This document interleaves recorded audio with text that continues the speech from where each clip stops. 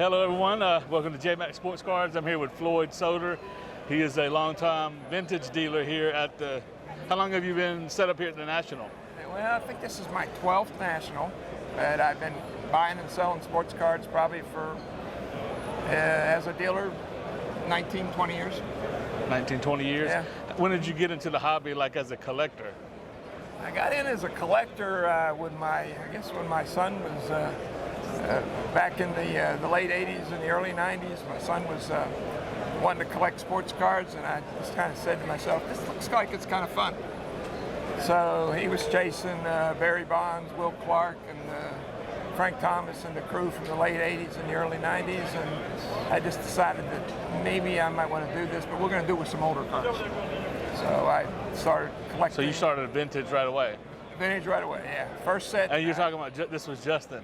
This is Justin. Okay, yeah, so Justin, who's now, I think he is 42 years old. Yeah. So Justin is my connection to Floyd. He and I are connected. Some of you know I have another stock market investing channel, and me and Justin are in the same Discord and on some online platforms. So we talk a lot, and so they graciously invited me and gave me the dealer tag to get into the show, and but. You know, Justin and I were talking, and he and I talk a lot. Justin and I talk a lot about sports cards and stocks, but you know, since his dad is in the hobby, and it's something I'm passionate about, obviously, and hope to one day get to somewhere like this level. And that's kind of what I want to talk to you about, because there's a lot of the hobby's changing a lot, or it's growing and expanding a lot. Absolutely. But it doesn't. I don't think there's one size fits all. And I think a lot of the on YouTube audience sees it, the kind of the newer, more modern cards and flipping. I'd love to hear how you kind of, because this grew to. I mean, I took a little clip, walked around, and this is a pretty good big setup. Even here at the National, this is a big setup. So how did you grow it to expand to this type of a level? I would probably classify it as just love of what I do. I mean, I just enjoy. I love sports. What's your favorite team? The Pittsburgh teams. Pittsburgh. I guess I am a suffering Pirate fan, and boy, that is a lot of suffering right now. And Steelers okay, Penguins okay, Pirates not so good.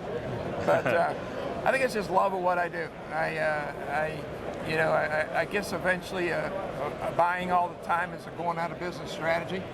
But I enjoy the buying process, enjoy the selling process, but enjoy just being around cards. So what started 18 years ago is 2 tables is now 4 booths. 4 large booths at the National, and it's. Well, now you set up regionally, or yeah, I don't do too many what would call. There's some regional. It takes me numerous hours to set up, just because I have so many tables. So if it's not a weekend show, I can't really do it. A one-day show doesn't work for you, right? It takes 3 and 4 hours to set up and break down. It's not worth it to do a one-day show. Right. So, generally I would migrate to the larger shows. Up and down the East Coast, as far as Boston, north to Boston, Chicago, and maybe having lived in Nashville, do shows in the Nashville, Tennessee area. But that corridor there. Some of the bigger cities, the Bostons, the New York cities, the Cleveland, Pittsburgh, the bigger, older collector cities, Washington, D.C., those are good places for card sales. Right, yeah. Yeah, definitely where the sports haven't been entrenched in the areas for older cards, for sure. Right. Yeah. Now, so you sell on eBay too, right? Yeah. You sell a lot on eBay? Yeah, particularly the last 17 months. And so, you can see it in the picture. His eBay ID is FS Cards 1. So you can check out his inventory there online. Yeah. And did that help you grow as far as dealing as well, like selling on eBay? And what's on eBay is different than what I take to the shows. It's just I'm just a little too lazy to try to cross-pollinate them. I just keep the show inventory separate from the eBay inventory, and so it's just simpler.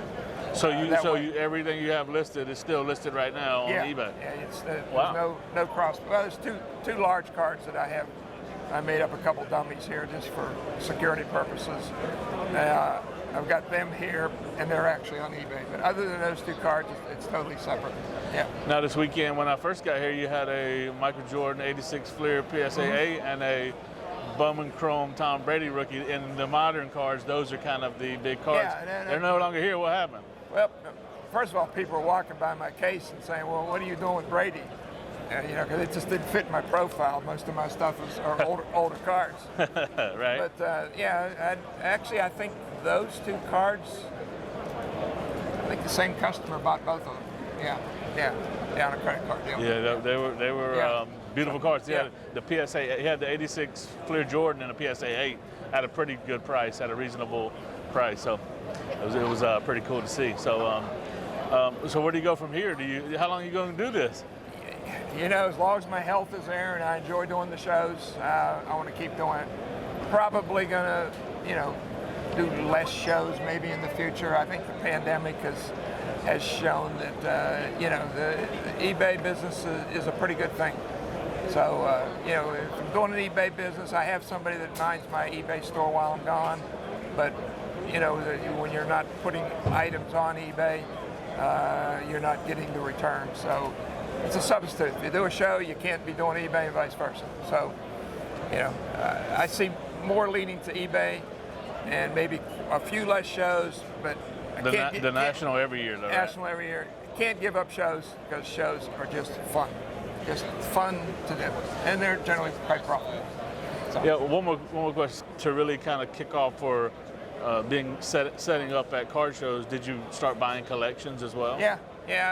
Early on, I bought some sizable collections, and I guess that kind of got me started. And I found that to be fun.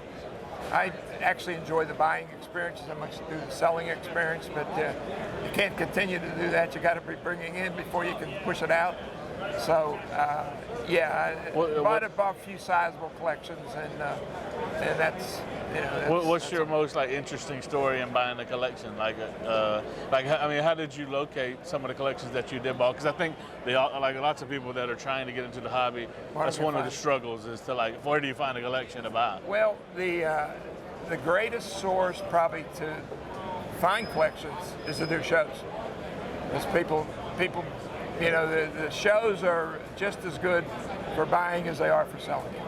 People come in, they see what you do, they see that their collection maybe mirrors what I've got, older cards, and say, hey, it's time for me to liquidate. Maybe this is somebody that they're ready to get out of the hobby. Might be interested in liquidating with, their kids maybe aren't interested. And then the buying experience has to become fun. And when you're buying a collection, if both people are happy, it was probably a good sale. If both people are unhappy, it was still probably a good sale. But it should be a sale that you want to both be on the same side of the desk, so that you're not one's not trying to gouge the other, and the buying experience becomes a pleasant experience that way. And it's just something I enjoy doing. I just enjoy doing it. Very good, Floyd. Well, no, look, we're here on a Saturday, and it is jam-packed here with people.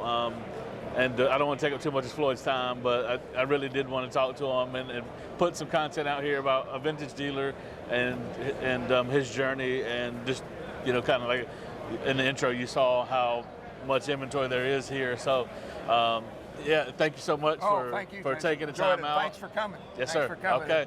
All right, we'll catch you in the next one. All righty. Thank you.